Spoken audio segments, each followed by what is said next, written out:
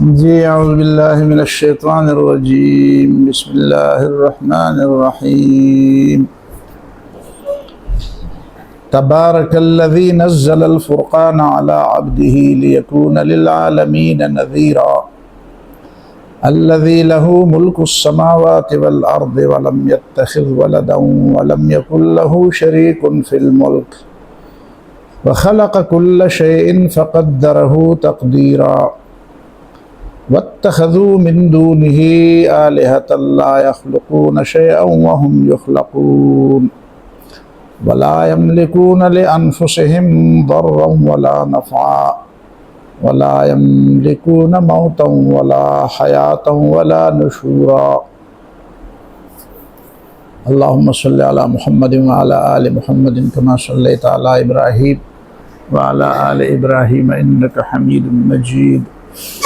اللهم بارك على محمد وعلى آل محمد كما باركت على إبراهيم وعلى آل إبراهيم إنك حميد مجيد۔ سبحانك لا علم لنا إلا ما علمتنا إنك أنت العليم الحكيم۔ یہ بہت مبارک فیصلہ ہے اور اس سے ہمارے جو دور تفسیر کے شرکاء ہیں ان کو بھی کافی اطمینان حاصل ہوگا اور ان کو بھی بڑا فائدہ ہوگا۔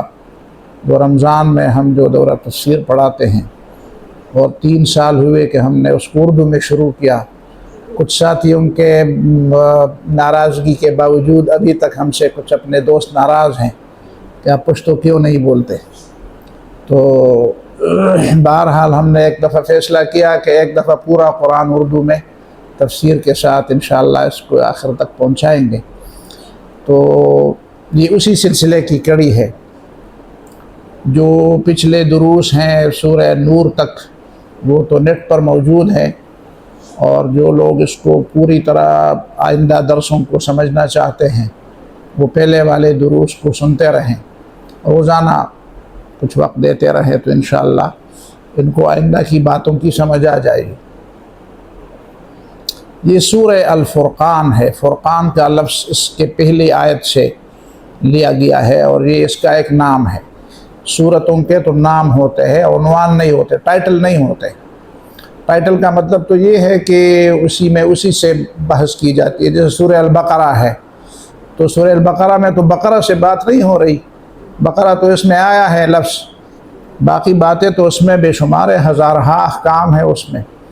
اسی طرح یہ بھی ٹائٹل نہیں ہے، بس علامت ہے۔ جس طرح نام ایک شخص سے دوسرے شخص کے الگ ہونے کی ایک علامت ہوتی ہے، ایک عبداللہ ہے، ایک عبد الرحمن ہے، ایک فاطمہ ہے، ایک عائشہ ہے، تو دونوں ایک طرح کے لوگ ہیں، ایک طرح کے انسان ہیں، لیکن تمیز کے لیے، پہچان کے لیے ایک کا نام فاطمہ ہوا، دوسری کا نام عائشہ ہوا۔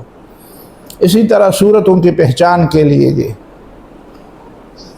یہ صورت مکی صورت ہے۔ مکی صورت کا مطلب یہ ہے کہ وہ اس دور میں نازل ہوئی ہے جب ابھی نبی صلی اللہ علیہ وسلم نے ہجرت نہیں فرمائی تھی۔ مدینہ کی ہجرت سے پہلے جو صورتیں نازل ہوئی ہیں، چاہے جہاں بھی نازل ہوئی، اس کو مکی صورتیں کہتے ہیں، اور ہجرت کے بعد جو نازل ہوئی ہے وہ مدنی صورتیں، چاہے جہاں بھی نازل ہوئی۔ مطلب ہے کہ ہجرت سے پہلے گویا کہ اسلامی دعوت کا مرکز مکہ تھا، اس لیے کہ نبی صلی اللہ علیہ وسلم مکہ میں ہوتے تھے، رہائش مکہ میں تھی۔ تو جو صورتیں بھی نازل ہوئی نبی پر نازل ہوئی، اور نبی صلی اللہ علیہ وسلم کا مرکز جو ہے وہ وہی تھا جہاں پہ وہ رہائش پذیر تھے۔ اور مدینہ کی طرف ہجرت کرنے کے بعد چونکہ نبی صلی اللہ علیہ وسلم کی رہائش مدینہ ہی میں تھی، تو جو صورت جہاں بھی نازل ہوئی تو نبی صلی اللہ علیہ وسلم کے اوپر نازل ہوئی، اور نبی صلی اللہ علیہ وسلم کا مرکز تو مدینہ تھا، تو مدینہ کی طرف اس کی نسبت ہو گئی۔ پھر مکی صورتوں میں یہ بھی ہے کہ مختلف ادوار ہیں۔ مثلا خفیہ دعوت کا ایک دور ہے، جب نبی صلی اللہ علیہ وسلم پر ابھی آیت نازل نہیں ہوئی کہ فصدع بما تؤمر، کھول کر بات بیان کر دے، تو خفیہ دعوت مطلب انفرادی طور پر ایک شخص کو دعوت دی جاتی تھی۔ دوسرا دور پھر وہی ہے جب کھل کر دعوت دی گئی، اور پھر اس دعوت کے نتیجے میں پھر لوگوں کے اوپر مشکلات بھی آ گئی اور تکلیفیں بھی، اور پھر ہجرت حبشہ بھی واقع ہوئی، اور تو یہ ایک درمیانی دور تھا۔ اس کے بعد جب حضرت خدیجہ رضی اللہ تعالیٰ عنہ کی وفات ہوئی اور حضرت ابو طالب بھی دنیا میں نہیں رہے تو نبی صلی اللہ علیہ وسلم پر تکلیفیں زیادہ ہو گئی، اور پھر یہ باتیں ہو گئی کہ اب مدینہ منورہ ہمارے رہائش، مکہ معظمہ ہمارے رہائش کے قابل نہیں رہا۔ تو اللہ تعالیٰ کی طرف سے پھر بھی اسی طرح کے اشارات نازل ہوتے رہے صورتوں میں، آخری دور مکے کے آخری دور کی صورتوں میں، کہ اب آپ نے یہ شعر کو چھوڑنا ہے، اور ایک وقت آئے گا کہ آپ اس شعر کو چھوڑیں گے اور کسی دوسری جگہ پہ۔ پھر آخر کار نبی صلی اللہ علیہ وسلم کے پاس مدینہ کے لوگ آ گئے، اور انہوں نے بالآخر نبی صلی اللہ علیہ وسلم کو دعوت دی کہ آپ ہمارے ہاں تشریف لائے اور ہماری سربراہی قبول کر لیں، ہم آپ کے دستپا بنیں گے۔ اور انہوں نے معاہدے کیے، میثاق کیے، وعدے کیے، ٹھیک ہے، دعوت دی، اور نبی صلی اللہ علیہ وسلم وہیں پہ تشریف لے گئے۔ تو یہ صورت جو سورہ الفرقان ہے، یہ اس زمانے کی صورت ہے جب ابھی نبی صلی اللہ علیہ وسلم مکہ معظمہ کے درمیانی دور میں تھے، یعنی مشکلات تو شروع ہو گئی تھی، چمے گوئیاں، پروپیگنڈے، ساتھیوں کو تکلیف دینا، نبی صلی اللہ علیہ وسلم کے خلاف مختلف قسم کے الزامات، اتہامات، تنگ کرنا، اور توحید پر اعتراضات، رسالت پر اعتراضات، بشریت رسول پر اعتراضات، آخرت کی جواب دہی پر اعتراضات۔ تو یہ ساری باتیں بار بار دہرائی جاتی تھی، اور قرآن بھی اس کے جوابات بھی بار بار دہراتا ہے۔ جس طرح لوگ اپنے اعتراضات بار بار دہراتے تھے، اسی طرح قرآن اس کے جوابات بھی بار بار دہراتا تھا۔ تو مطلب یہ ہے کہ وہ اپنی باتوں کو چھوڑنے والے نہیں تھے، تو پیغمبر بھی اپنی بات کیوں چھوڑے؟ اگر کوئی اپنی غلط بات چھوڑنے پر آمادہ نہیں ہے تو سچے لوگ اپنے سچائی کی بات چھوڑنے پر کیوں آمادہ ہوں؟ تو قرآن اس طرح کے موضوعات کا جوابات بار اور مختلف انداز سے دیتا ہے، اور کبھی کبھی خاموشی سے بھی جواب دیتا ہے، جس طرح یہی صورت میں ایک بات بھی آتی ہے۔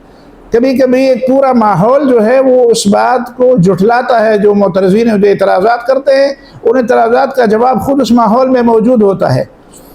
تو قرآن خاموشی کے ساتھ ایک جملہ کہہ کر اس بات کو ختم کر دیتا ہے کہ دیکھو یہ پورے ماحول کے دیکھو، جن لوگوں کی آنکھیں ہوں اور کھلی آنکھوں سے وہ دیکھ رہے ہوں، وہ سمجھ جاتے ہیں کہ یہ اعتراض بے جا ہے، یہ کوئی بیٹھنے والی بات نہیں ہے، کوئی ماننے والی بات نہیں ہے، اس کے اندر کوئی وزن نہیں ہے۔ کبھی کبھی ایک بات یا ایک اعتراض کو بے وزن بنانے کے لیے اس سے خاموشی بھی اختیار کی جاتی ہے، کبھی کبھی بے وزن بنانے کے لیے اس کو ایک چھوٹے سے معمولی جملے میں بھی اس کو مطلب یہ ہے کہ ٹال دیا جاتا ہے، کہ بس ایک جملہ کہہ کر کہتا ہے کہ اتنی بڑی چیز نہیں ہے کہ اس کو پر اتنی مغزماری کی جائے، اتنا وقت اس کو دیا جائے۔ تو قرآن یہ اسلوب بھی اختیار کرتا ہے۔ پھر اس صورت کے اندر یہ بھی بات ہے کہ جو اعتراضات کے جوابات ہیں ان کا ایک انوکھا انداز ہے۔ انوکھا انداز یہ ہے کہ اس صورت کے اندر اللہ تعالیٰ کے رسول کی دعوت کے جو اثرات ہیں، قرآن کی جو اثرات ہے انسانی زندگی پر، جو لوگ وہیں پہ مکہ معظمہ میں مطلب ہے کہ اسلام قبول کر کے ان کی زندگیوں میں جو انقلاب آیا تھا، جو تبدیلی آئی تھی، اس صورت کے آخر میں وعباد الرحمن الذین یمشون علی الارض ہونا، اسی میں پھر اس بات کو دہرایا جاتا ہے کہ دیکھو ایک تم لوگ ہو، ابو لہب ہو، ابو جہل، عتبہ اور شیبہ، ولید اور فلان اور فلان اور امیہ اور ابی ابن خلف اور ابو جہل، ایک تم اس طرح کے لوگ ہو جو مسلسل اس بات کو جھٹلا رہے ہیں۔ ایک وہ لوگ ہیں جو تمہارے اس معاشرے کے اندر پلے بڑھے، اسی معاشرے کے لوگ تھے، تم جیسے لوگ تھے، وہ بھی جہالت میں اسی طرح پڑے ہوئے تھے۔ اب اس دعوت کو قبول کر کے ان کی زندگی کیسے بدل گئی، ان کی راتیں، ان کے دن، ان کا ذہن، ان کی فکر، ان کی نظر، ان کا عمل، ان کا کردار، ان کا اخلاق، اللہ سے ان کا تعلق، بندوں کے ساتھ ان کا تعلق، رویہ، سب چیز میں یہ تبدیلی کیسے آ گئی۔ تو اگر نعوذ باللہ یہ باتیں جھوٹ ہے اور یہ اپنی طرف سے گڑی ہوئی چیزیں ہیں، تو گڑی ہوئی چیزیں اور جھوٹ کے نتیجے میں لوگوں کے اخلاق اتنے کیسے سنور گئے، اور اتنی بڑی تبدیلی، ان بہت بڑا انقلاب کیسے آ گیا۔ تو صحابہ کرام اور نبی کے شاگردوں کی جو زندگی کی جو کایا پلٹ گئی، اور ان کا جو رنگ بدل گیا، اور ان کا جو مثبت جو ان کے اندر اخلاقیات کی جو مثبت جو کمالات تھے، وہ کمالات ابھر آئے۔ ظاہر ہے جب بارش ہوتی ہے تو گندگی کے ڈھیر پر بھی کچھ چیزیں اگتی ہے، اور باغوں میں اور اچھی بہترین قسم کی زمینوں میں بھی کئی چیزیں اگتی ہے۔ در باغ لال رو یا در شور ابو مخصب، باغ میں گل لالا روتے ہیں، رویدگی پاتے ہیں، اور وہ اس میں اچھی فصلیں ہوتی ہیں، دانے، پھل، پھول اور خوشبوئیں بکھرتی ہیں۔ اور جو گندگی اور جو فضول قسم کی زمین ہوتی ہے اس میں کانٹے اور کڑوے کسیلے پھل اگتے ہیں۔ تو اب یہ قرآن کی حقانیت کی ایک دلیل ہے، گویا کہ قرآن اپنی حقانیت کی دلیل اپنے ماننے والوں کے کردار کو بھی بناتا ہے۔ اب یہ اس میں ہمارے لیے بھی ایک بڑی بات ہے کہ ہم بھی ماننے والے ہیں، تو کیا اس دور کے مسلمانوں کا کردار اس بات کا اہل ہے کہ اس کو اسلام کی حقانیت کے دلیل کے طور پر پیش کیا جائے؟ چاہیے تو یہ کہ قرآن کے ماننے والوں، اسلام کے ماننے والوں کی زندگی میں ایسی تبدیلی آ جائے کہ ان کی زندگی کی تبدیلی کو اسلام کی حقانیت کی دلیل بنائی جائے، جس طرح قرآن کہتا ہے۔ تو یہ مسلمانوں کے لیے ایک لمحہ فکریہ بھی ہے۔ تو یہ اس سورت کا بنیادی مضمون ہے۔ پہلے والی جو سورت سورہ النور ہے، اس کے ساتھ اس کی ایک مناسبت بھی ہے، وہی باتیں جو اس میں بیان کی گئی ہے اسی میں بھی یہی بیان کی ہے کہ دیکھیں نور کا مطلب اللہ نور السماوات والارض، یعنی اللہ تعالیٰ انسانوں کو روشنی دینے والا ہے۔ وہ روشنی کیا ہے؟ وہ روشنی یہی ہے، تبارک الذی نزل الفرقان علی عبدہ لیکون للعالمین نذیرا۔ وہ روشنی اصل میں اگر اس روشنی سے تم فائدہ اٹھا تو اللہ نور السماوات والارض، اللہ تعالیٰ آسمانوں اور زمین کو روشن کرنے والا ہے، تو وہ روشنی کیا ہے؟ اور اس روشنی ہم کیسے اس کو حاصل کریں؟ روشنی یہی قرآن ہے، یہی سیرت ہے نبی صلی اللہ علیہ وسلم کی، یہی کردار ہے جو قرآن پیش کرتا ہے۔ اور پھر اس کردار کے عملی نمونہ وہی ہے جو عباد الرحمن میں آپ کو نظر آ رہا ہے۔ تو یہ ان کی مناسبت۔ بسم اللہ الرحمن الرحیم، شروع اللہ کے نام سے یا اللہ کے نام سے شروع کرتا ہوں جو نہایت مہربان اور ہمیشہ مہربان ہے۔ تبارک الذی نزل الفرقان علی عبدہ، تبارک، برکہ، بارکہ، برکہ کے دو مطلب ہیں۔ برکت کا مطلب ہے بڑھوتری، نشوونما، گروتھ، افزونی، اٹھان، خیر، کثرت، بھلائی، ایک غیر مرئی انویزیبل جو بڑھوتری ہوتی ہے اس کو برکت کہتے ہیں۔ ایک مطلب یہ اس وقت کی بات ہے جب ہم برکہ یا برکوک کا مصدر برکہ لے لیں۔ اگر ہم برکہ یا برکوک کا مصدر بروک لے لیں، بروک کا مطلب یہ ہے کہ جم کر بیٹھنا۔ بروک اصل میں بروک الابل کو کہتے ہیں۔ جب اونٹ بیٹھتا ہے نا تو اونٹ کے بیٹھنے کا طریقہ یہ ہے کہ وہ پہلے پاؤں رکھتا ہے، پاؤں پہلے رکھتا ہے، زمین پر ٹکاتا ہے، اور پھر یعنی اگلے والے پاؤں جو ہاتھ ہے اس کے اگلے والے پاؤں جو اس کے ہاتھ سمجھے انسان کے ہاتھ ہے اس کے اگلے پاؤں، تو اگلے پاؤں کو پہلے ٹکاتا ہے، پھر پیچھے والے جو پاؤں ہیں وہ پھر اس کے بعد رکھتا ہے۔ اس کا مطلب یہ ہے کہ وہ جب جم کر بیٹھنا چاہتا ہے تو اس کا اٹھانا پھر مشکل ہوتا ہے۔ وہ اٹھانا ہے تو اٹھانے کے لیے بڑے وہ بیلنے پڑتے ہیں، اس کو راضی کرنا پڑتا ہے، کبھی مارنا پڑتا ہے، کبھی کیا کبھی اس کو لالچ دینی پڑتی ہے۔ تو بروک الابل کا مطلب ہے کہ اونٹ جو ہے نا وہ بالکل جم کر بیٹھ گیا۔ اور حدیث میں بھی اور عربی زبان میں بھی یہ بات ہے کہ کسی عقیدے کو انسانوں کے ذہن کے اندر اور زمین کے اندر اس کی جڑیں مضبوط ہونے کی تعبیر کے طور پر، اس کی تعبیر کے طور پر کہ بھائی یہ عقیدہ اب جم کر لوگوں کے دماغ میں بیٹھ گیا ہے، اس عقیدے کے ماننے والے کوئی ایک دو نہیں رہے، ان کی کافی ایک تعداد ہے۔ جب یہ بات ہو جاتی ہے تو اس کے لیے بھی ایک تعبیر کی جاتی ہے کہ اونٹ جو ہے وہ جم کر بیٹھ گیا اور اس نے اپنا گلا جو ہے وہ زمین پر ٹکا دیا۔ یعنی گویا کہ اونٹ جب جم کر بیٹھتا ہے تو بیٹھنے کا یہی طریقہ ہوتا ہے کہ پھر اگلے پاؤں وہ زمین پر رکھتا ہے، جب اس کا مطلب ہے کہ جم کر بیٹھنا۔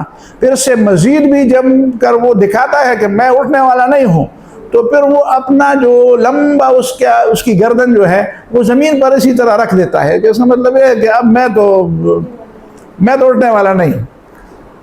تو نبی صلی اللہ علیہ وسلم نے بھی ایک تعبیر میں جب حضرت امام مہدی اور عیسیٰ علیہ السلام کی آمد کی بات کی تو اس وقت نبی صلی اللہ علیہ وسلم نے یہ تعبیر فرمائی کہ ایک وقت آئے گا کہ اسلام اپنی گردن جو ہے زمین پر اسی طرح ٹکائے گا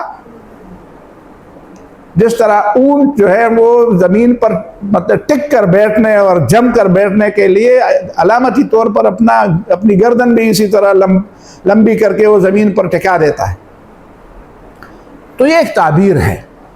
تو تبارکہ جب کہتے ہیں جب برکہ کہتے ہیں تو اس کا یہ مطلب ہے جو ابھی میں نے بیان کیا، دو مطلب ہو گئے، یعنی بڑھوتری، غیر مرئی برکت، خیر، اور جم کر کسی چیز کا کسی جگہ پہ مطلب ہے کہ وہ ہو جانا، مضبوط ہو جانا، اپنی بنیادوں پر قائم ہو جانا۔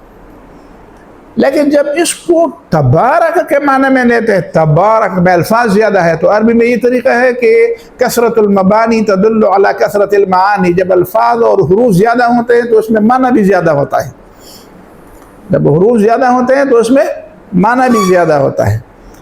تو تبارک کا مطلب ہے کہ اس میں باب مفاعلہ ہے، یعنی اس میں مبالغہ ہے، بہت زیادہ، یعنی اس میں جتنا بھی آپ آگے جا سکتے ہیں۔ تو تبارک الذی بیدہ الملک، بہت بڑی خیر والی ذات ہے، بہت برکت والی ذات ہے، بہت بڑھوتری والی ذات ہے، یعنی تمہیں نشو و نما دیتا ہے، تمہیں خیر و برکت دینے والا ہے، اس کے ساتھ برکتیں ہیں، اس کے ساتھ بھلائی ہے، اس کے ساتھ خیر ہے، اس کے ساتھ آپ کی تربیت اور آپ کے نشو و نما اور آپ کے گروتھ کے لیے بہت بے شمار اسباب ہیں۔ تو ان اسباب سے اپنے لیے حصہ لے لو، اپنا حصہ اس سے حاصل کرنے کی کوشش کرو، غفلت میں کیوں پڑے ہوئے ہو؟ اللہ کے پاس دینے کے لیے بہت کچھ ہے، اس سے اپنے حق میں زیادہ خیر کے اور بھلائی کے فیصلے کرنے کے لیے اپنے ہاتھ پھیلاؤ، آگے جاؤ، مطالبہ کرو، حاصل کرنے کی کوشش کرو۔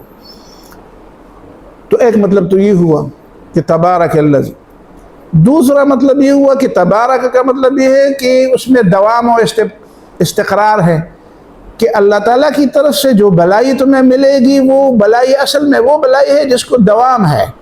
وقتی طور پر بھلائی تو شاید آپ کو کوئی اپنا مطلب آپ سے نکالنا چاہے تو آپ کو وقتی طور پر کوئی پیشکش کر دے، جس طرح جو انسانوں کو خریدنے والے ہوتے ہیں، یعنی جو انسانوں کو اپنے کام کے لیے، کتنے ادارے ایسے ہیں، کتنے ملک ایسے ہیں جو انسانوں کو خریدتے ہیں، اور خریدنے کے لیے ان کے سامنے کتنی پیشکشیں کرتے ہیں تاکہ وہ اپنے مطلب کے لیے ان کو استعمال کر دے، کہ بھئی ٹھیک ہے، تمہیں اللہ تعالیٰ نے ذہانت دی ہے، تمہیں اللہ تعالیٰ نے قابلیت دی ہے، تمہیں اللہ تعالیٰ نے کوئی کمال دیا ہے، کوئی لوگ آپ پر اعتماد کرتے ہیں، تو اتنے پیسے ہم دے دیں گے، تم ہمارے لیے کام کر لو۔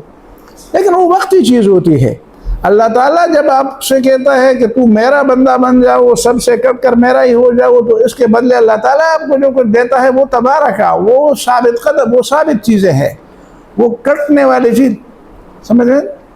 یعنی وہ جس طرح کہتے ہیں نا کہ فَلَهُمْ أَجْرٌ غَيْرُ مَمْنُونَ، فَلَهُمْ أَجْرٌ غَيْرُ مَمْنُونَ، جو اجر اللہ تعالیٰ کی طرف سے ہے وہ ممنون نہیں ہے، یعنی اس من قطع کو کہتے ہیں، وہ کٹنا، وہ کٹنے والی چیز نہیں ہے، بس خالدین، وہ ہمیشہ اس میں بڑھوتری ہوتی ہے، اس میں کمی نہیں ہوتی۔ کبھی کبھی تو ڈاؤن سائزنگ ہوتی ہے، کبھی کبھی تنخواہوں میں کمی ہوتی ہے، کبھی کبھی کوئی جرمانے لگتے ہیں، کبھی کیا ہوتا ہے، اللہ تعالیٰ کی طرف سے جو کچھ ہے وہ اس میں بڑھوتری ہی بڑھوتری۔ یہ تو تبارکہ کا لفظی مطلب ہوا۔ اب اس تبارکہ کا مطلب اس آیت کے ساتھ جوڑ دے، جس آیت کے ابتدا میں یہ لفظ آیا ہے، تو یہی پہ دیکھیں کہ کیا فرماتا ہے، تبارک الذی نزل الفرقان علی عبدہ، وہ ذات بڑی برکت والی ہے جس نے اپنے بندے پر فرقان نازل کی۔ اب وہ کتاب جو اللہ نے نازل کی اپنے بندے پر، یہ برکت کی بات ہے، یہ کتاب بڑی برکت والی کتاب ہے، اس کتاب کو پڑھنے والا، اس کو سمجھنے والا، وہ برکت سے خالی نہیں ہوگا، وہ خیر سے خالی نہیں ہوگا، بھلائی سے محروم نہیں ہوگا۔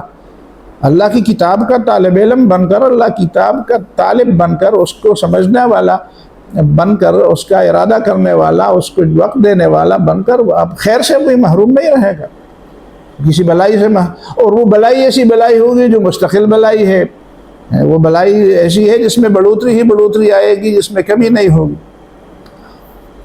اور لیکون للعالمین نذیرا، اسی لیے کہ یہ سارے مخلوقات کے لیے خبردار کرنے والی کتاب بن جائے۔ اب علی عبدہ، بندے پر، اب نبی صلی اللہ علیہ وسلم تو ایک بندے ہیں، اب کتاب ان پر نازل نہ ہوتی تو بس وہ ایک شخص تھے، وہ گزر جاتے جس طرح کئی اشخاص گزر جاتے، قابل وہ انتہائی قابل ترین شخص تھے، انتہائی عظیم ترین شخص تھے، نبوت کے بغیر بھی وہ بہت بڑی شخصیت تھے، لیکن بڑی شخصیت ہونے کے باوجود اگر ان کو نبوت نہ ملتی تو بس ایک شخصیت تھی، بہت بڑی شخصیت تھی، تو گزر جاتی، تو نام ہی نہ رہتا، کبھی کسی کو نام یاد ہوتا تو کسی کتاب میں ہوتا نام۔ لیکن اب جو نبی صلی اللہ علیہ وسلم کا نام ہر جگہ پہ لکھا ہوا ہے، ہر جگہ پہ سنی جاتی ہے، وہ روایات میں آتی ہے نا، یزید کے سامنے کسی مجلس میں امام حسن تھے، تو یزید اپنے باپ دادا کی تعریفیں کرنے لگا، بیٹے تھے دو، تو یزید کہتے ہیں میرا باپ ایسا ہے، میرا دادا ایسا ہے، میرا پردادا ایسا ہے، تو حضرت حسن سنتے رہے، تو لوگ سمجھتے تھے کہ حضرت حسن کیسا عجیب آدمی ہے، کچھ بات ہی نہیں کرتے، تو وہ تو اپنے باپ دادا کی تعریفیں کرتے بس تھوڑا، اور گردن اٹھا کر کہتے ہیں کہ حسن کو میں نے خاموش کر دیا، تو حضرت حسن چپتے تو اتنے میں اذان ہو گئی تو اذان میں آ گئی اشہد ان محمد رسول اللہ، تو حضرت حسن نے بولا یہ محمد کون ہے؟ میرے بابا ہے۔ تو پھر سارے لوگ سنا، اچھا حضرت حسن نے تو بڑی سانس لی تھی، بڑا صبر کیا تھا، اندازہ کیا تھا کہ چلو تم جتنے بھی تعریفیں اپنے باپ دادا کے کرتے ہو تو کرتے رہو، ابھی اذان ہو جائے گی، اذان ہو گئی پتہ چلے گا اذان میں کس کا نام لیا جاتا ہے، تو وہ محمد صلی اللہ علیہ وسلم وہ میرے بابا ہے۔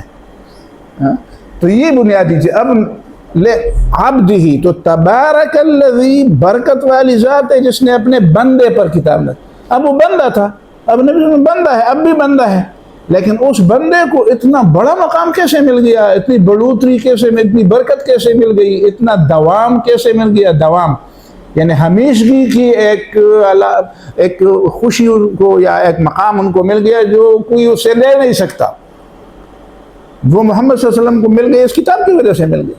اب جو قوم یا جو فرد اس کتاب کو اپنائے، اس کو بھی مٹی سے اٹھا کر بہت بڑے مقاموں اور مرتبوں کا اور انعاموں کا اللہ کے پاس کوئی کمی نہیں ہے۔ اپنی جو نبی صلی اللہ علیہ وسلم کے علاوہ بھی جو بڑے بڑے لوگ دنیا میں گزرے ہیں، جن کے نام ابھی تک ہمیں یاد ہے، اور جب نام لیتے ہیں تو احترام کا ایک جذبہ پیدا ہوتا ہے۔ صحابہ کا نام لیتے ہیں، مجتہدین کا نام لیتے ہیں، محدثین کا نام لیتے ہیں، ائمہ اعظام کا، مسلمان فاتحین کا، بڑے لوگوں کے نام لیتے ہیں، تو ہمارا سر احترام سے جھک جاتا ہے۔ تو اس کا مطلب یہ ہے کہ یہ تبارک ہے نا، یہ اس برکت کی ایک آثار ہے جو اللہ تعالیٰ نے اپنے بندوں کو دی۔ اب یہ سیاق و سباق کے ساتھ، اور الذی لہ ملک السماوات والارض، جس خدا کے ہاتھ میں آسمانوں اور زمین کی بادشاہی ہے، وہ برکت والی ہے۔ یعنی آسمان کی بادشاہی ہر شخص کے لیے تو موزون نہیں ہے، وہ تو اللہ ہی کے لیے موزون ہے کہ اس میں دوام اور ثبات ہے۔ اس کی بادشاہی ہمیشہ کے لیے، ایک وقت کی بادشاہی نہیں ہے کہ کوئی اس سے لے لے، کوئی اس کو ریکال کر دے، کسی نے اس کو دی ہو۔ تبارک الذی، وہ برکت والی ذات ہے جس کے ہاتھ میں آسمانوں اور زمینوں کی بادشاہی۔ کسی کے ہاتھ میں بادشاہی ہوگی تو پوری زمین کی بادشاہی بھی تو کسی کے ہاتھ میں نہیں آئی، ظاہر ہے کہ زمین کے کسی ٹکڑے کی بادشاہی ہوگی، اور وہ بادشاہی بھی کسی وقت کے لیے ہوگی۔ پیدائش سے لے کر مرتے دم تک تو کوئی بھی بادشاہ نہیں رہا، اور پوری دنیا کا تو کوئی بھی بادشاہ نہیں رہا۔ اب تو پوری دنیا کا نہیں رہا تو آسمان کا تو کوئی نہیں رہا۔ تو حقیقی بادشاہی دائماً اور مستمرت بادشاہی اسی کی ہے جو پوری زمین کے اور آسمان کا اور جو درمیان میں ہے، اور وہ اس میں برکت عطا فرمایا ہے، اس میں ہر چیز کو بھلائی دے رہا ہے، خیر بانٹ رہا ہے، بھلائی بانٹ رہا ہے، دے رہا ہے، عطا ہے، بخشش ہے، دسترخوان ہے کھلا ہوا، دینے کے لیے ہے سب کچھ، دینے کے لیے ہے سب کچھ، سب کو دے رہا، اپنے پرائے، مطلب یہ ہے کہ عرب عجم ہو، پڑھائے چھوٹا ہو بڑا ہو، کوئی تعلیم یافتہ ہو بے تعلیم ہو، ان پڑھ ہو دیہاتی ہو شہری ہو، چھوٹا ہو بڑا ہو، اس میں کوئی تمیز نہیں، بس دے رہا ہے، انسان ہو جانور ہو پرندوں ہو چرند ہو، اسی کے لیے تبارک الذی بیدہ، اسی کے ہاتھ میں یہ بادشاہی۔ اور لم یتخذ ولدا ولم یکن لہ شریک فی الملک، یہ اس کی تعریف ہے۔ وخلق کل شیء، وہ خالق ہے، برکت والی ذات وہ ہے، یہ خلق خود بجائے خود بڑی برکت والی چیز ہے۔ تخلیق کی اس نے، تخلیق کا مطلب ہے کہ ہم ہوئے، ہمیں تخلیق مل گئی، ہمیں ہونا مل گیا، ہم موجود ہو گئے، تو جو سب کچھ ہم اویل کر رہے ہیں یا جن چیزوں سے ہم فائدے اٹھا رہے ہیں، جن چیزوں سے ہم مزے لے رہے ہیں، تو یہ تب لے رہے ہیں جب ہمیں تخلیق کیا گیا ہے۔ تو یہ تخلیق خود تبارکہ کی ایک اثرات ہیں، گویا کہ بڑھوتری ہے، یہ خود ایک بھلائی ہے جو انسانوں کو دی گئی، بغیر کسی درخواست کے، بغیر کسی منت سماجت کے۔ صلاحیتیں بھی ہے، تخلیق بھی ہے۔ فقدرہ تقدیرا، اور پھر اللہ تعالیٰ نے سب کچھ کا ایک تقدیر مقرر کیا ہے، اندازہ مقرر کیا ہے، یعنی ایک منصوبہ بندی کی ہے۔ یہ اس طرح اندھیر نگری نہیں ہے، اندھیر نگری نہیں ہے کہ بس پتہ نہیں کوئی جاتا ہے کوئی آتا ہے، نہ پتہ ہے جانے کا نہ آنے کا نہ پیدا ہونے کا، نہیں، اس طرح کی بات نہیں ہے۔ یہ سب کچھ جو ہو رہا ہے بالکل ایک علیم و خبیر ذات کی نگرانی میں، اس کی نظروں کے سامنے، اس کے منصوبے کے مطابق، اس کی جو منصوبہ بندی ہے اسی کے مطابق ہو، اس کی منصوبہ بندی سے آگے پیچھے کچھ بھی نہیں ہو رہا۔ کتنی چیزیں پیدا کرنی ہے، چونٹیاں کتنی پیدا کرنی ہے اور چونٹیوں کے اندر کتنی صلاحیت رکھنی ہے، انسان کتنے پیدا کرنے ہیں اور کتنی صلاحیت ان کے ساتھ پیدا کرنے ہیں۔ تو انسانوں کی زندگی، ان کی قوتیں، ان کی صلاحیتیں، ان کے حدود کار، کہاں تک کسی انسان کو پہنچنا ہے، کس انسان نے کیا چیزیں حاصل کرنی ہے، کہاں سے اس نے جانا ہے اور کہاں تک جانا ہے، اور کیا کیا اس نے کمانا ہے، یہ ساری چیزیں یہ اللہ تعالیٰ کے ایک فیصلے کے مطابق ہے، یہ اس فیصلے سے آگے پیچھے نہیں ہے۔ تو یہ تبارک کے ساتھ اس کی نسبت ہو گئی، سمجھ آگئی؟ تبارک الذی نزل الفرقان علی عبدہ، نزل ایک ہے انزل، ایک ہے نزل۔ اب دیکھیں نا، نزل میں ایک آگے کی ایک آیت ہے اسی سورہ فرقان میں، وَقَالُوا لَوْلَا نُزِّلَ عَلَيْهِ الْقُرْآنُ جُمْلَةً وَاحِدَةً۔ مشرکین کا ایک اعتراض یہ بھی تھا کہ قرآن مجید نبی صلی اللہ علیہ وسلم پر یکبارگی کیوں نازل نہیں ہوا؟ تو اس بات کا جواب آگے تفصیل کے ساتھ دیا جائے گا۔ یہی پہ نزل میں اجمال کے ساتھ دیا گیا، نزل الفرقان، یہ تدریجاً نازل کیا، ایک دم نازل نہیں کیا۔ ایک دم تو لوح محفوظ سے آسمان دنیا تک نازل کیا گیا، لیکن آگے زمین تک یہ نجمن نجمن اور حصہ حصہ کر کے نازل کیا گیا۔ نزل الفرقان، چھوٹے چھوٹے حصے کر کے نازل کیا گیا۔ اور الفرقان، فرقان کا مطلب کیا ہے؟ فرقان قرآن مجید کا ایک نام ہے جس کا اصل گراس روٹ لفظ جو ہے وہ فرق ہے۔ فرق کا مطلب آپ جانتے ہیں، جس طرح ہم اردو میں فرق کہتے ہیں، فرق، تو قرآن مجید کو فرقان دو تین معنوں میں کہتے ہیں۔ فرقان کا ایک مطلب تو یہ ہے کہ جس طرح کوئی جج فیصلہ کرتا ہے اور کہتے ہیں یہ ٹھیک ہے اور یہ غلط ہے، تم ہار گئے، تم جیت گئے، جاؤ، اس کا مطلب یہ ہے کہ وہ ایک فیصلہ کن کتاب ہے جس نے فیصلہ کیا ہے کہ توحید، اللہ کی بندگی، یہ بات جو پیغمبر کہہ رہے ہیں یہ ٹھیک ہے، اس کے مقابلے میں جو کچھ ہے وہ غلط ہے۔ تو قرآن مجید فرقان ہے۔ ایک مطلب ہے کہ یہ ایک فیصلہ کن کتاب ہے، اس نے فیصلہ کر دیا ہے کیا ٹھیک ہے کیا غلط ہے، کیا حق ہے کیا باطل ہے، کیا نجات ہے اور کیا تباہی ہے، کون اہل جنت ہے کون اہل جہنم ہے، کون اللہ کے مرضی کے مطابق وہ اللہ کے پسندیدہ لوگ ہیں، کون اللہ کے ناپسندیدہ لوگ، یہ فرق کر دیا، ایک مطلب۔ دوسرا مطلب ہے کہ یہ ایک کسوٹی ہے۔ کسوٹی کا مطلب ہے کہ جس پر پرکھا جاتا ہے کہ ٹھیک کیا ہے غلط کیا ہے۔ اس کا مطلب ہے کہ یہ فرقان ہے، ہر چیز اس کی طرف لوٹائی جائے۔ وَمَا اخْتَلَفْتُمْ فِيهِ مِنْ شَيْءٍ فَحُكْمُهُ إِلَى اللَّهِ، جو بھی تم کسی بات میں اختلاف کر لو تو اس کا فیصلہ اللہ تعالیٰ کی طرف۔ اطیعوا اللہ واطیعوا الرسول وَأُولِي الْأَمْرِ مِنْكُمْ فَإِنْ تَنَازَعْتُمْ فِي شَيْءٍ فَرُدُّوهُ إِلَى اللَّهِ وَالرَّسُولِ، جب کسی بات میں تنازع ہو جائے تو اللہ اور رسول کی طرف اس کو لوٹا دو۔ تو یہ قرآن مجید کسوٹی ہے۔ کسوٹی کا مطلب یہ ہے کہ ہر چیز کو اس پر پرکھا جائے گا۔ کوئی پرانی کتاب ہے، اس میں کون سی بات ٹھیک ہے کون سی بات غلط ہے۔ تورات میں اب جو ہمارے پاس موجود ہے اس میں کون سی بات ٹھیک ہے کون سی بات غلط ہے، اس کو قرآن کے طرف لوٹایا جائے۔ قرآن جس بات کی تصدیق کر دے وہ اللہ کی کتاب، جس کی تکذیب کر دے اس کو چھوڑ دو، وہ کسی نے اپنی طرف سے بنائی ہے۔ انجیل ہے، زبور ہے، ہندوؤں کے پاس جتنی بھی کتابیں ہیں، ویدے ہے، پرانے ہیں، بھگوت گیتا ہے، جو بھی ہے، سمجھ میں آئے گا، گرو نانک کی کتابیں ہیں، سمجھ رہے؟ تو جتنے بھی پرانی کتابیں ہیں، جتنا بھی پرانا لٹریچر ہے، کسی کے پاس کچھ بھی علم کے نام پر لکھی ہوئی چیز ہے، ان سب کے اوپر اس قرآن کو رکھو۔ قرآن کسوٹی ہے، اس معیار پر جو پورا اترا وہ ٹھیک ہے، اس معیار پر جو پورا نہ اترا وہ غلط ہے۔ دوسری بات ہوگی۔ تیسری بات یہ ہے کہ قرآن فرقان ہے۔ فرقان کا مطلب یہ ہے کہ انسان بحیثیت انسان برابر ہیں، کوئی عجمی ہے، کوئی عربی ہے، کوئی یونانی ہے، کوئی مصری ہے، کوئی ہندی ہے، کوئی عرب ہے، کوئی دوسرا ہے۔ اس لحاظ سے رنگ، نسل، زبان، علاقے، ان چیزوں کے بنیاد پر کوئی فرق نہیں ہے۔ ان چیزوں کی بنیاد پر کوئی فرق نہیں. فرق اگر ہے تو اس کتاب کی وجہ سے ہے. اس کتاب کو ماننے والے ایک اور اس کتاب کو نہ ماننے والے دوسرے. باقی رنگ، نسل، زبان، علاقہ، ملک، زمانہ، صلاحیتیں، جنس، صنف، جو بھی ہو اس میں کوئی فرق نہیں ہے اللہ تعالیٰ کے نزدیک. عرب عجم کی بھی کوئی فرق نہیں ہے. فرق اگر ہے تو اس کتاب کے ماننے اور نہ ماننے کی وجہ سے. اسی وجہ سے یہ قرآن فرقان ہے. تو 3 باتوں کی وجہ سے قرآن مجید کو فرقان کہا گیا. اس کا مطلب یہ بھی ہے کہ کوئی اس کتاب کے بعد کوئی دوسری کتاب ایسی نہیں ہے جو فرقان ہو. اس کتاب کے بعد کوئی ایسی کتاب نہیں ہے جو بحیثیت کتاب انسانوں کے درمیان فرق کر دے.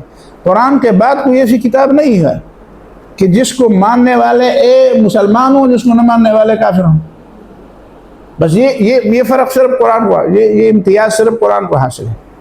اور یہ امتیاز نبی صلی اللہ علیہ وسلم کو بھی حاصل ہے. ایک حدیث میں ہے وَمُحَمَّدٌ فَرْقٌ بَيْنَ النَّاسِ، محمد صلی اللہ علیہ وسلم بھی لوگوں کے درمیان فرق کرنے والے ہیں. یعنی جمع کرنے والے بھی ہیں، فرق کرنے والے بھی ہیں. ماننے والوں کو جمع کرتا ہے، نہ ماننے والوں اور ماننے والوں کے درمیان فرق کرتا ہے. تو محمد صلی اللہ علیہ وسلم کے بعد بھی کوئی شخصیت ایسی نہیں ہے کہ جس کا ماننا لازماً ایمان ہو اور جس کا نہ ماننا کفر ہو، جس کے اوپر ایمان اور کفر کا دار مدار ہو. سمجھ میں؟ حضرت ابوبکر صدیق رضی اللہ عنہ کے سامنے ایک شخص نے اس کی بے ادبی کی، تو کسی صحابی نے اس کو حضرت ابوبکر صدیق سے اجازت لی کہ اے اللہ کے رسول کے خلیفہ میں اس کی گردن نہ ماروں، اس نے آپ کی شان میں گستاخی کی. تو حضرت ابوبکر صدیق رضی اللہ عنہ نے فرمایا نہیں، یہ بات محمد صلی اللہ علیہ وسلم کے علاوہ کسی کے لیے نہیں ہے. غلطی اس نے کی وہ اپنی جگہ پہ، لیکن ہر غلطی جو ہے وہ مستوجب قتل نہیں ہے. ہر غلطی کا مطلب یہ نہیں ہے کہ ہر غلطی کفر ہے. غلطی غلطی ہوتی ہے، کفر غلطی ہے، لیکن ہر غلطی کفر نہیں ہے. تو انہوں نے یہ کہا کہ دیکھو محمد صلی اللہ علیہ وسلم کے علاوہ کسی کا یہ مقام نہیں ہے کہ اس کو ماننے والے مسلمان ہوں اور اس کو نہ ماننے والے کافر ہوں. تو محمد صلی اللہ علیہ وسلم کے بعد اگر کسی کی شخصیت ہے تو وہ ابوبکر صدیق کی شخصیت ہے یا حضرت علی کی شخصیت ہے. دونوں سمجھے، ہمیں اس میں کوئی فرق نہیں ہے، ان کا مقابلہ نہیں کرنا چاہیے. یہ جو تقابل کا تصور ہے غلط ہے. اب کوئی کہہ دے یار محمد کے بعد ابوبکر صدیق بڑی شخصیت ہے تو آپ دوسرا کہہ دیں نہیں حضرت علی، نہیں نہ کہو. یہ کہہ دو کہ حضرت علی شخصیت، یہ کہہ دو دونوں شخصیت ہے. یہ نہ کرو کہ ان میں سے کون بڑا ہے اور کون چھوٹا ہے، بس دونوں مان لیں. اس میں کون سی بات ہے؟ یہ کوئی طرح کی بات تو نہیں. فرقان جب ہم نہیں کہتے تو اس کا مطلب ہے کہ اس میں جھگڑا بھی نہیں ہونا چاہیے. تو نبی صلی اللہ علیہ وسلم کی شخصیت بھی وہی ہے اور اسی قرآن کی وجہ سے ہے. اسی فرقان کی وجہ سے نبی صلی اللہ علیہ وسلم کی حیثیت بھی فرق کی ہو گئی. سمجھ میں آئی بات؟ اور یہ آپ دیکھ رہے ہیں کہ قرآن اور سنت جو کوئی سمجھتا ہے تو وہ لوگ بھی اللہ تعالیٰ کے نزدیک بھی دوسرے لوگوں کے ساتھ فرق اور امتیاز کے ساتھ وہ اللہ تعالیٰ کے ذات پسندیدہ ہیں. یعنی جو پیغمبر کے زیادہ قریب ہے، جو قرآن کے زیادہ قریب ہیں، وہ لوگ اللہ تعالیٰ کے بھی زیادہ قریب ہے دوسرے انسانوں سے. یعنی انسانوں میں کون انسان اللہ تعالیٰ کے زیادہ قریب ہے؟ جو اللہ اور اللہ کے رسول کے قریب ہے، جو قرآن کے قریب ہے، جو قرآن کے اور نبی صلی اللہ علیہ وسلم کے قریب ہے. تو یہ فرق کی بات آ گئی. ورنہ یہ فرق کہ مسلمان ہو یا کافر ہو، یہ فرق قرآن اور پیغمبر کے علاوہ نہیں ہے. ٹھیک ہے، بڑے بڑے لوگ ہیں، اللہ کو بڑے پسندیدہ ہیں، لیکن ان کی شخصیت یہ نہیں ہے کہ اس کو ماننے والے مومن ہوں اور نہ ماننے والے کافر ہوں. لِيَكُونَ عَلَىٰ عَبْدِهِ، اپنے بندے پر اس نے کتاب نہ، اور بندے کو اتنا اٹھایا کہ وہ فرق بن گیا انسانوں کے درمیان. لِيَكُونَ لِلْعَالَمِينَ نَذِيرًا، تاکہ وہ پورے انسانوں کے تمام انواع کے لیے اور تمام زمانوں کے لیے خبردار کرنے والا بنے. اب خبردار کرنے کا مطلب یہ ہے کہ اب پیغمبر اگر نہ آتے تو اس کا مطلب ہے کہ لوگ ایسی برائی میں پڑے ہوئے تھے، جس طرح ایک آدمی کسی گڑھے کی طرف جا رہا ہے اور اگر کسی نے خبردار نہ کیا، اگر وہ اندھا ہے تو کسی نے اس کو پکڑا نہیں، کسی نے اس پر آواز نہیں دی کہ بھئی گر رہے ہو، برباد ہو، تو وہ برباد ہو جائے گا. تو لِيَكُونَ لِلْعَالَمِينَ نَذِيرًا کا مطلب یہ ہے کہ چاہے جس زمانے کے بھی لوگ ہوں، جس کو لوگ انلائنمنٹ کا زمانہ کہتے ہیں، روشنی کا زمانہ کہتے ہیں، چاہے اس زمانے کے بھی لوگ ہوں، لیکن ان کو بھی اگر قرآن اور سنت سے خبردار نہ کیا جائے تو وہ برباد ہو جائیں گے. تو برباد ہونے سے بچنے کے لیے قرآن کی طرف سے خبردار کرنا ضروری ہے. تو یہ اللہ تعالیٰ نے بڑا احسان کیا. تبارکا، دیکھا وہ تبارکا، وہ بڑی خیر اور برکت والی ذات ہے جس نے لوگوں کو خبردار کیا کہ اگر تم اس بات کو نہ مانو تو برباد ہو جاؤ.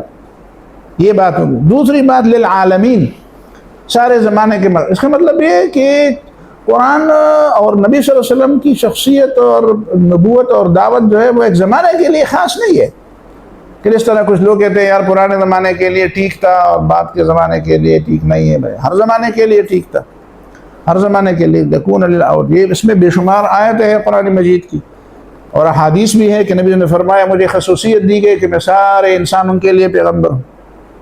یکون للعالمین نذیرا، تمام انسانوں کے لیے.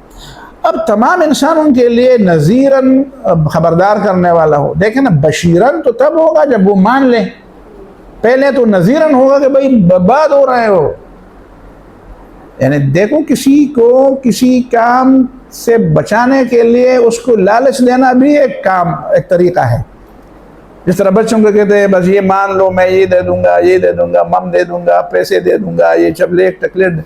لیکن جو عقل مند انسان ہوتے ہیں نا، ان کو لالچ دینے کے بجائے خبردار کرنا کہ بھائی غرق برباد ہو رہے ہو. اس لیے کہ بربادی سے بچنا جو ہے وہ ہر انسان کے فہرست میں ہے، اور نفع کا حصول جو ہے وہ اس پر موقوف ہے کہ وہ نفع انسان کو کتنا نظر آتا ہے. مثال دیتا ہوں، ابھی میں آپ کو کہہ دوں کہ کوئی ادھر تک دوڑ کر جائے دروازے تک تو میں اس کو 10 روپے دے دوں گا، تو آپ میں سے کوئی بھی نہیں اٹھیں. 10 روپے کے لیے کیوں اٹھوں؟ 10 روپے کے لیے کیوں دوڑوں؟ لیکن اگر میں کہوں کہ سانپ ہے تو میرے خیال میں کوئی ایک بھی نہیں رہے گا کہ اپنی جگہ پہ ٹک جائے. کہتے یار سانپ سے تو ہر ایک نے بچنا ہے، چاہے وہ افلاطون کیوں نہ ہو. سانپ تو خطرناک ہے، بچو خطرناک ہے، سمجھ میں آ گیا. ڈینگی ہے، اور ڈینگی سے اتنی چھوٹی سی چیز ہے نا، اس سے بھی لوگ بچتے ہیں. اس کا مطلب ہے نذیراً، بشیر بھی ہے پیغمبر، نذیر بھی. آگے کی آیت کی بات بڑی عجیب ہے. الذی لہ ملک السماوات والارض. اب فرقان اللہ تعالیٰ کی طرف سے سارے انسانوں کے لیے خبردار کرنے والا بنا کر بھیجا گیا ہے. پیغمبر بھی لیکون للعالمین نذیراً میں پیغمبر بھی ہے اور کتاب بھی ہے. پیغمبر بھی نذیر ہے، کتاب بھی نذیر ہے.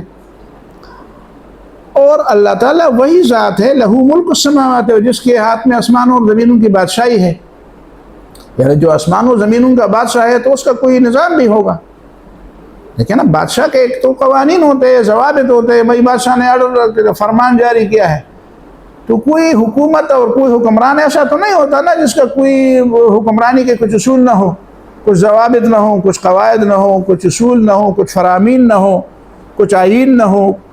کچھ تو ہوگا. اب دیکھیں نا، قرآن مجید عام طور پر یہ بہت بڑا اہم نقطہ ہے، اس کو سمجھنے کی ضرورت ہے. قرآن مجید عام طور پر لوگوں سے یہ کہلواتا ہے کہ بتاؤ دعائیں کون سنتا ہے، تخلیق کون کرتا ہے، بلائی اور یہ چیزیں کس کے ہاتھ میں ہیں، تمہیں کس نے پیدا کیا ہے، رزق کون دیتا ہے، آسمان سے پانی کون برساتا ہے. اس طرح کی باتیں لوگوں سے کہلوا کر جب وہ کہتے ہیں اللہ تعالیٰ، تو کہتے پھر اس کی بادشاہی کیوں نہیں مانتے. تو کبھی کبھی ربوبیت کا اقرار کرا کے، الوہیت کا اقرار کرا کے یہ ان سے اقرار کرایا جاتا ہے، تو پھر اس خدا کی خدائی کیوں نہیں مانتے، اس کی بادشاہت اور سورنٹی کیوں نہیں مانتے. اب یہاں پہ اللہ تعالیٰ نے انداز دوسرا اختیار کیا. یہ صورت کا ایک اور کمال ہے. وہ کمال یہ ہے کہ پہلے یہیں پہ پہلے صورتوں میں یہ بتایا جاتا تھا کہ جب الہ وہی ہے، جب معبود وہی ہے، جب تم سختی میں، مشکل میں، مصیبت میں اسی کو پکارتے ہو، جب ہاتھ اس کی طرف اٹھاتے ہو، جب کہتے ہو کہ دنیا کے خدا، دنیا کے بت کچھ بھی نہیں کرتے، اس خدا کو بلاؤ جو ساری کائنات کا مالک ہے، تو پھر اس کی بات کیوں نہیں مانتے. ہمیشہ بات یہ کی جاتی. اب یہاں پہ اس دوسرے انداز سے بات کی جاتی ہے کہ جب ملک السماوات والارض، ساری کائنات کی بادشاہی اسی کی ہے، تو تم اس کے سامنے جھکتے کیوں نہیں ہو. تو کبھی وہی انداز، کبھی اسی کو کہتے ہیں نا وہ منطق اور فلسفے کی اصطلاح میں کبھی اس کو دلیلی علمی کہتے ہیں، کبھی دلیلی لمی کہتے ہیں. یہ ایک منطقی اصطلاح ہے، آپ نے تو منطق نہیں پڑھی ہے، سمجھ میں آتی ہے بات. علمی کا مطلب یہ ہے کہ علامات کو اصل کے لیے دلیل بنایا جائے. کوئی سمٹم ہو، کوئی نشانی ہو، کوئی علامات ہو، اس علامت کو دلیل بنا کر ایک چیز کو ثابت کی جائے. جس طرح دور سے آپ دھواں دیکھیں گے تو آپ سمجھیں گے کہ کوئی آگ جل رہی ہے. تو دھواں تو آگ کی دلیل نہیں ہے، دھواں تو آگ کی نشانی ہے. تو کبھی نشانی کو دلیل بنا کر اس چیز کو ثابت کیا جائے جو اس نشانی کا اصل علت ہے، اور کبھی اس اصل لم یا علت یا لم، اس کو لم کہتے ہیں، کاز جس کو کہتے ہیں، سمجھ میں آتی ہے. کاز حقیقت میں علت ہے یا نہیں ہے، لیکن بہرحال تو کاز کو دلیل بنا کر کہ دیکھو وہ آگ جل رہی ہے تو ضرور وہاں پہ گرمی ہوگی. آپ کسی کے مہمان ہیں اور وہ آپ کہتے ہیں یار، اس نے کہا آپ کو چائے پلاتے ہیں، تو 10-15-20 منٹ ہو گئے. آپ نے کہا یار یہ تمہاری چائے آتی ہے کہ نہیں آتی؟ وہ کہتے ہیں نا دور وہ چولہے پر جو ہے وہ پتیلا یا اس کی کیتلی جو ہے وہ پڑی ہوئی ہے. تو آپ کہتے ہیں کہ یار پڑی ہوئی ہے، کیسے ہے پڑی ہوئی ہے؟ صرف پڑی ہوئی ہے یا کچھ پک بھی رہی ہے؟ تو وہ کہتے ہیں دیکھو نا آگ جل رہی ہے، اس کے نیچے آگ. تو آپ سمجھ جب آگ جل رہی ہے تو چائے پک رہی ہے. تو آگ کا جلنا جو ہے چائے کے پکنے کے لیے بنیاد ہے. تو اسی کو دلیل لمی کہتے ہیں کہ آپ اصل چیز کو علت بنا کر اس سے ثابت کر رہے کہ اس کے اثرات ہوں گے. اور کبھی آپ اثرات کو دلیل بنا کر کہتے کہ یہ اثرات کسی چیز کے ہوں گے. تو کبھی کبھی قرآن دلیل انی بناتا ہے، کبھی دلیل لمی بناتا ہے، کبھی دلیل انی بناتا ہے. اب یہ دلیل انی نہیں ہے، دلیل لمی ہے. لمی کا مطلب ہے کہ ہاتھ اللہ کے سامنے کیوں اٹھاؤ، خوف اور خشیت اور امید اللہ تعالیٰ سے کیوں رکھو، سجدہ اللہ کے سامنے کیوں کرو، منت اللہ کی کیوں مانو، توقع اور امید اللہ سے کیوں باندھو، اس لیے کو بادشاہ. اور دوسرے آیت میں کہا جاتا ہے کہ بادشاہ وہی ہے اور تم ہاتھ کسی اور کے سامنے پھیلاتے ہو. تو جب ہاتھ اللہ تعالیٰ کے سامنے پھیلانا چاہتے ہو تو پھر بادشاہی بھی اس کی مانو. تو کبھی ایک انداز سے بات کی جاتی ہے، کبھی دوسرے انداز سے. لم یکن لہ شریک فی الملک. اچھا، لہو ملک السماوات والارض، اس کے پاس آسمان اور زمینوں کی بادشاہی تھی. ولم یتخذ ولدا ولم یکن لہ شریک فی الملک، اس نے کسی کو بیٹا نہیں بنایا اور کوئی اس کا شریک بھی نہیں ہے حکومت میں. لیکن فی الملک ہے، حکومت میں. اصل توحید جو ہے وہ تو حکومت کی بات ہے. یہ وہ آیتیں ہیں وَخَلَقَ كُلَّ شَيْءٍ، اور اللہ نے سب چیزوں کو پیدا کیا. فَقَدَّرَهُ تقدیرا، پھر اس کا تقدیر بھی لکھ دیا، یعنی اس کی تقدیر بھی لکھ دی، اس کا ایک منصوبہ بھی بنا دیا. یہ وہ آیت ہے مصنف عبد الرزاق اور مصنف ابن ابی شیبہ میں یہ بات نقل کی گئی ہے عن عمرو بن شعیب عن ابیہ عن جدہ کے حوالے سے کہ نبی صلی اللہ علیہ وسلم کی عادت تھی کہ بنو عبد المطلب میں جو بچہ بھی بولنے کے قابل ہو جاتا تو نبی صلی اللہ علیہ وسلم کو یہ آیت پڑھاتے اور سمجھاتے تاکہ پہلے سے توحید کی بات ذہن میں آ جائے، اور اس میں اللہ تعالیٰ کی توحید کی بات، تخلیق کی بات اور تقدیر کی بات بھی سمجھ میں آ جائے اس کی. تو سب سے پہلے ان سے یہی آیت پڑھواتے تھے کہ اس آیت کو پڑھو. تبارک الذی نزل الفرقان علی عبدہ لیکون للعالمین نذیرا الذی خلق لہ ملک السماوات والارض ولم یتخذ ولدا ولم یکن لہ شریک فی الملک وخلق کل شیء فقدرہ تقدیرا. تو ہمیں تو سمجھانا بھی چاہیے اور مطلب ہے کہ پڑھانا بھی چاہیے اور سمجھانا بھی چاہیے. اب دیکھیں اس آیت کے اندر بڑی جو باتیں ہیں وہ کیا ہے. لم یتخذ ولدا، اللہ تعالیٰ نے کسی کو بیٹا نہیں بنایا، یعنی خود اپنا بیٹا بھی نہیں ہے اور کسی دوسرے کے بیٹے کو بھی بیٹا نہیں بنایا. یہ باتیں وہ لوگ کرتے ہیں جو خدا کو جانتے نہیں ہیں. بیٹا کوئی کیوں چاہتا ہے؟ اس لیے کہ میں مروں گا، میں محتاج ہو جاؤں گا. یار ویسے مجھے یہ بچہ پسند آیا، اس کے ماں باپ بھی نہیں ہے، چلو میں اس کو گود لیتا ہوں. سمجھ میں آیا یہ بات؟ تو اللہ تعالیٰ کو اس کی کیا ضرورت ہے؟ اللہ تعالیٰ کو اس کی کیا ضرورت ہے؟ وَلَمْ يَكُنْ لَهُ شَرِيكٌ فِي الْمُلْكِ، اور بادشاہی میں اس کا کوئی شریک نہیں ہے. یعنی اللہ تعالیٰ آسمان، کائنات اور آسمان و زمین کی بادشاہی اکیلے خود چلاتا ہے، تو اسے کسی شریک کی، کسی ساجی کی کیا ضرورت پڑے؟ وَخَلَقَ كُلَّ شَيْءٍ، اور اللہ تعالیٰ نے ہر چیز کو خود پیدا کیا، تو باقی کو اللہ تعالیٰ شریک کیوں بنائے؟ اس لیے کہ وہ تو مخلوق ہے، تو مخلوق ہے تو اس کے خود محتاج ہے، تو اللہ تعالیٰ اس کا کیا محتاج ہے کہ اس کو شریک بنائے؟ شریک تو آپ تب کو بناتے ہیں جب اکیلے کوئی کام نہیں کر سکتے، تو وہ تو پیدا نہیں ہو سکتا جب اللہ تعالیٰ اس کو پیدا نہیں کیا۔ اللہ تعالیٰ نے پیدا کیا تو وہ اللہ تعالیٰ کی کون سی مدد کرے گا؟ اللہ تعالیٰ کو مدد کی ضرورت ہوتی تو اس کی تخلیق میں مدد لیتا کسی سے، جب اس کی تخلیق میں مدد نہیں لی ہے تو پھر آگے کسی چیز میں مدد لینے کی اسے کیا ضرورت ہے؟ وَخَلَقَ كُلَّ شَيْءٍ، اللہ تعالیٰ نے ساری چیزوں کو پیدا کیا۔ فَقَدَّرَهُ تَقْدِيرًا، پھر اللہ تعالیٰ نے سب کا ایک منصوبہ بنا دیا۔ منصوبہ بنانے کا مطلب یہ ہے کہ میں نے آپ کو بتایا کہ ہر چیز منصوبے کے مطابق پیدا کی، کس مخلوق کو کتنی صلاحیت ہے، کتنی عمر، کتنا مہلت عمل، کہاں تک ان کو پہنچنا ہے، کیا اس کے حدود متعین کرنے ہیں؟ تو انسانوں کے اپنے حدود ہے، باقی چیزوں کے اپنے حدود ہے، ہر انسان کے بھی اپنے حدود ہے۔ کبھی ہم کہتے ہیں نا یار یہ فیصلہ میں کرتا تو میں ادھر پہنچ جاتا، ضروری نہیں ہے، یہ تمہارے لیے حدود ہے، تم ادھر سے آگے نہیں جا سکتے تھے، یہ تم ایسے کہتے ہو۔ اسی لیے نبی نے فرمایا نا لو نہ کہو، لو اگر میں یہ کرتا تو ایسا ہوتا، اگر میں نہ کرتا، اس لیے کہ لو تفتح عمل الشیطان، یہ شیطان کے لیے دروازہ کھولتا ہے۔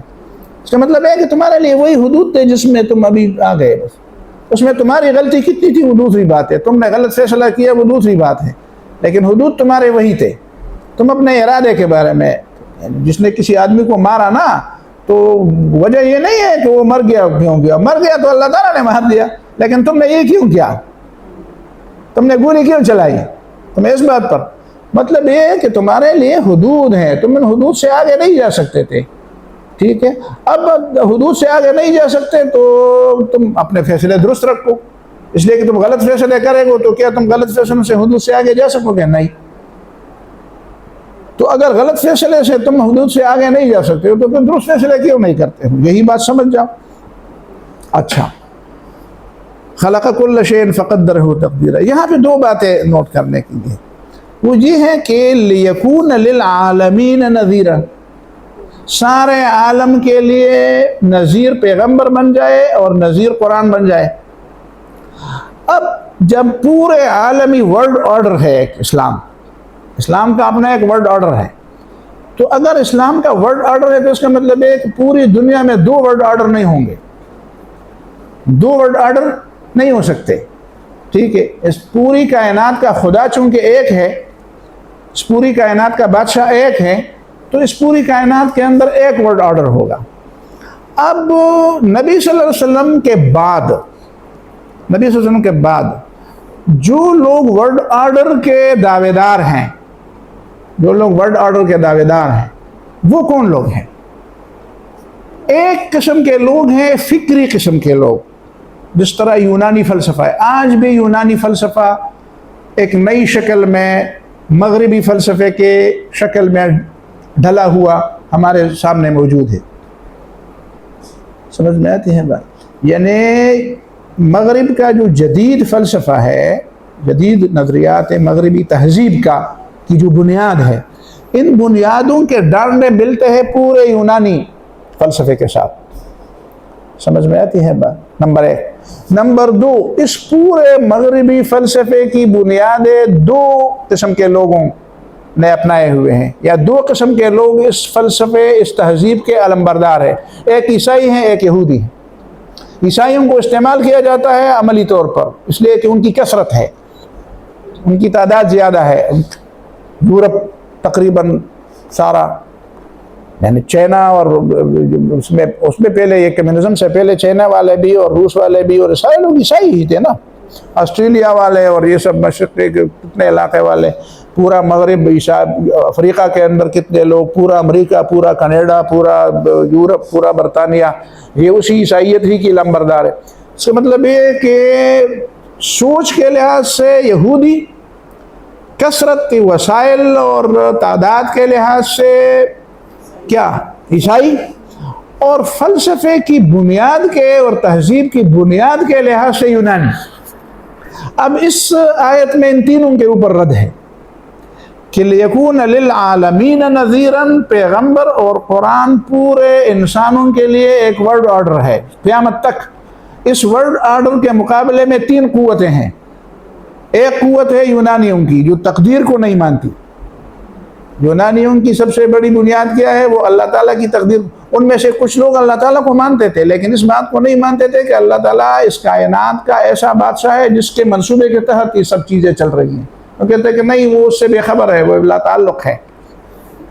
اور اسی وجہ سے انہوں نے انسان کو انسان کے بجائے حیوان بنا دیا.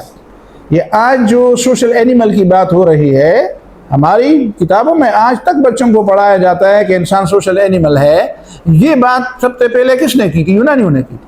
اس کا مطلب یہ ہے کہ یہ یونانی تہذیب ہے جو جس کی بنیاد آج تک جو ہے وہ ہمارے جدید دور کے اندر باقاعدہ کسی نئی شکل میں، لیکن بنیادی جو تخم ہے وہ ادھر سے آیا. تو ایک اس پر بھی رد کر دیا کہ خلق کل شیء فقدرہ تقدیرا. خلق کل شیء، جب خالق وہی ہے تو اس کا مطلب یہ ہے کہ ہر چیز اس نے پیدا کی تو اسے پتہ ہے. جب اس کے پتہ ہے اس نے چونٹی پیدا کی ہے تو چونٹی کے اندر جو صلاحیت ہے اس نے پیدا رکھ دی ہے تو پتہ تھا. انسان کو اس نے پیدا کیا ہے تو انسان کے اندر جو صلاحیت ہے اسے پتہ تھا کہ اس کے اندر کون سی صلاحیتیں ہونی چاہیے اور وہی چاہیے اس نے پیدا کی. تو خلق کل شیء. اور لم یتخذ ولدا، اس نے کسی کو بیٹا نہیں بنایا. یہود کہتے ہیں نحن ابناء اللہ واحباؤہ، ہم اللہ تعالیٰ کی چہیتی قوم ہیں. باقی انسان تو گوئم ہے، یہ تو جانور ہے، یہ تو ہماری خدمت کے لیے، ان کے کوئی انسانی حقوق. جب بچے کو جب کسی یہودی سے پوچھا جاتا ہے آپ کو ترس نہیں آتا؟ کہتے ہیں نہیں. کہتے کیوں؟ تو انسان ہی نہیں ہے، تو کیڑے مکوڑے ہیں، ہمیں اس پہ کیا؟ ہم اس کو مسل لے رہے. آپ روزانہ جاتے ہوئے کتنے چونٹیوں کو، کتنے کیڑے مکوڑوں کو مسل لیتے ہیں تو کیا ہوتا ہے؟ اسی طرح ہم بھی مسل لیتے. اور لم یتخذ ولدا، عیسائی تو کھلے عام کہتے ہیں کہ اللہ تعالیٰ نے بیٹا بنا دیا عیسیٰ علیہ السلام. تو یہ تین قسم کے لوگ، ایک ہے تہذیبی طور پر وہ اسلام کا مقابلہ کریں گے اور اسلام کے لیے ورلڈ آرڈر، اسلام انسان کو انسان کہتا ہے، اس کے لیے ایک نظام. وہ کہتے ہیں نہیں، انسان اینیمل ہے، اس کے لیے کوئی نظام نہیں ہے، بس جو بھی دل میں آئے کرتے رہیں، اپنے فائدے کی چیزیں ڈھونڈتے رہو اور بس نقصان کی چیزوں سے بچتے رہو اور مزے کرو. تو ایک وہ تہذیب ہے جو یونانی تہذیب کی بنیاد پر ہے، جو خدا بیزار تہذیب، جو خدا کی بغاوت پر مبنی ہے کہ نہیں، اللہ تعالیٰ نے انسان کی اور کائنات کی کوئی تقدیر نہیں بنائی. اور ایک وہ لوگ ہیں جو اس آرڈر کو عملاً طور پر نافذ کرنے والے ہیں یا اس کا دفاع کرنے والے ہیں، یا نظریاتی طور پر، فکری طور پر. تو یہود اسی فکر کو لے کر نئے نئے نظریے اور نئے نئے تھیوریز ایجاد کرتے ہیں اور لوگوں کو اسی میں بس مشغول رکھتے ہیں. آج آپ کو پتہ ہے نا کتنی تھیوریاں، یہ خواتین کے حقوق اور یہ بچوں کے حقوق اور یہ آزادی اور یہ فریڈم آف ایکسپریشن اور یہ اکو بکو سندھ، یہ سب کچھ آپ کو پتہ چلا کہ یہ کچھ بھی نہیں تھا، یہ فضول بکواس تھی سب. اس میں کیا ہے؟ یہ جو جمہوریت کی بات ہے اس میں کیا ہے؟ اس میں کوئی جان؟ اب جمہوریت ہے وہی پہ آپ دیکھ رہے ہیں، آپ نے امریکہ کو نہیں دیکھا، کہاں پہ جمہوریت ہے؟ کچھ خاص قسم کے لوگ ہیں جو بٹھاتے ہیں اور نیچے گراتے ہیں. سمجھ میں آتے امریکی لوگوں کو استعمال کیا جاتا ہے. اب ان کی سمجھ میں آ رہی ہے بات کہ ہم تو استعمال ہو رہے ہیں. تو کون سی جمہوریت، کون سی آزادی، کون سے حقوق، کون سی انسانیت سمجھ میں آتی ہے؟ کون سا امن؟ یہ سب فضولیات، یہ بکواسات، یہ نظریات یہ یہودیوں نے پھیلائے لوگوں کے اندر. یہ جو ہمیں کہا جاتا ہے یہ کلائمیٹ چینج ہے، سمجھ میں آگئی بات؟ یہ جو بارشیں نہیں ہوتی، فلان نہیں ہوتا. اب ایرانیوں نے جب بحرین میں وہ مراکز اڑا دیے امریکہ کے، تو پتہ چلا کہ اب تہران میں پچھلے سال لوگ بوند بوند کو ترس رہے تھے اور یہ فیصلہ ہو رہا تھا کہ تہران کو خالی کر دیں، اب پینے کے لیے پانی نہیں ہے. اب پتہ چلا کہ بھئی سب کچھ ہے لیکن وہ مصنوعی طور پر وہ سب چیزیں انہوں نے روکی تھی. اور جب انہوں نے ان چیزوں کو مار دیا، سب سے پہلے وہ بحرین میں اور ادھر ادھر کے مار دیا اور وہ ختم کر دیا، تو اب وہ وہیں پہ بارشیں بھی ہو رہی ہیں، وہیں پہ پھول بھی کھل رہے ہیں اور پورا تہران اور پورا علاقہ ایسا منظر پیش کر رہا ہے کہ باغ و بہار ہے. اچھا، یہ سب ہمیں دھوکہ دیا جا رہا تھا کہ کلائمیٹ چینج ہے اور یہ اوزون ہے اور اس میں سوراخ.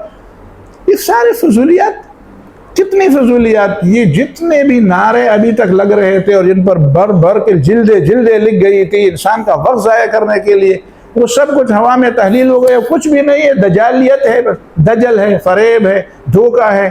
انسان کا وقت ضائع کرنا ہے، انسان کا دماغ خراب کرنا ہے، اس کو اللہ کی بندگی سے روکنے کے یہ سازشیں ہیں. تو یہ یہودی فکر ہے. عملی طور پر چونکہ عیسائی ہے، عیسائی کا عقیدہ بھی ایسے سادگی کا، بے وقوفی کا ہے کہ خدا ایک بھی ہے اور تین بھی ہے، تو جس طرح کھلے طور پر اتنے سادہ ہیں تو دوسری طرف اتنے بھی سادہ ہیں کہ ابھی تک سالہا سال سے یہودی ان کو استعمال کر رہے ہیں۔ اب اوباما بھی بول رہے ہیں کہ وہ نیتنیاہو تو مجھے بھی قائل کر رہا تھا بار بار کہ تم ایران پر حملہ کرو، لیکن میں نے نہیں کیا۔ اس کا مطلب یہ ہے کہ بھئی وہ سچ تم اس وقت کیوں نہیں بولتے تھے؟ کوڑی کے بچے تم اس وقت بولتے کہ بھائی یہ لوگ اسی طرح ہے، تو کم از کم لوگ سمجھ جاتے۔ اب وہ بول رہا ہے کہ نہیں، اب تو بات کھل کر آ گئی ہے کہ سب کچھ یہودیوں کے لیے۔ تو عیسائی اتنے سادہ ہو گئے ہیں، خاص کر یہ کیتھولک عیسائی، یہ پروٹسٹنٹ اور یہ دوسرے، تو اس کا مطلب ہے کہ ان کو ابھی تک سازش کا علم نہیں ہے۔ تو قرآن کہتے ہیں لِيَكُونَ لِلْعَالَمِينَ نَذِيرًا، پورے عالمی ورلڈ آرڈر جو ہے وہ اسلام کا ہے، وہ محمد رسول اللہ صلی اللہ علیہ وسلم کا ہے، اور باقی لوگوں کا ہے وہ دجل پر مبنی ہے۔ اس دجل پر مبنی نظام سے نکل آؤ، فرقان کی طرف آ جاؤ، نبی کی سیرت کی طرف آ جاؤ، قرآن کی طرف آ جاؤ، تاکہ تمہیں سمجھ آ جائے اور تمہاری کی آنکھیں کھل جائیں۔ ٹھیک ہے جی، آج کے درس میں یہ بات کافی ہے۔ وصلی اللہ تعالیٰ علی خیر خلقہ محمد وعلیہ وسلم۔ بارک اللہ فیکم، جزاکم اللہ خیر۔